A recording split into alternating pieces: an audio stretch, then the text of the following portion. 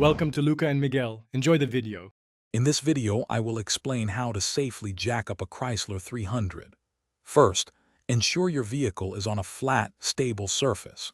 Always engage the parking brake and place wheel chocks on the wheels that will remain on the ground. Safety is paramount, so never rely solely on a jack to support the vehicle. Always use jack stands once the car is lifted to your desired height. This ensures maximum stability and prevents accidents while you work. To lift the front of your Chrysler 300, locate the sturdy front crossmember, which is typically found behind the engine. This is the primary central jacking point. Carefully position your floor jack directly underneath it. Begin to lift the vehicle slowly and smoothly.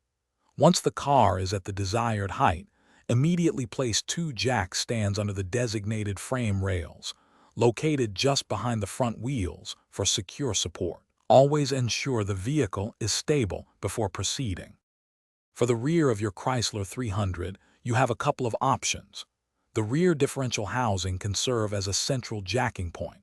Alternatively, you can use the reinforced frame rails located just in front of the rear wheels.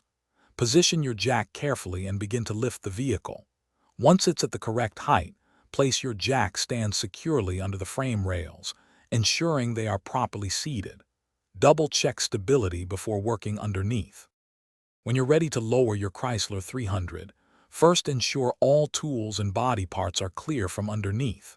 Slowly raise the vehicle slightly with the jack to relieve pressure from the jack stands, then carefully remove the stands. Now, slowly and steadily lower the vehicle completely to the ground. Once down, if you removed any wheels, remember to check your lug nut torque to the manufacturer's specifications and verify tire pressure. You've successfully and safely jacked up your car. Thanks for watching and please subscribe. It's the best investment you'll ever make.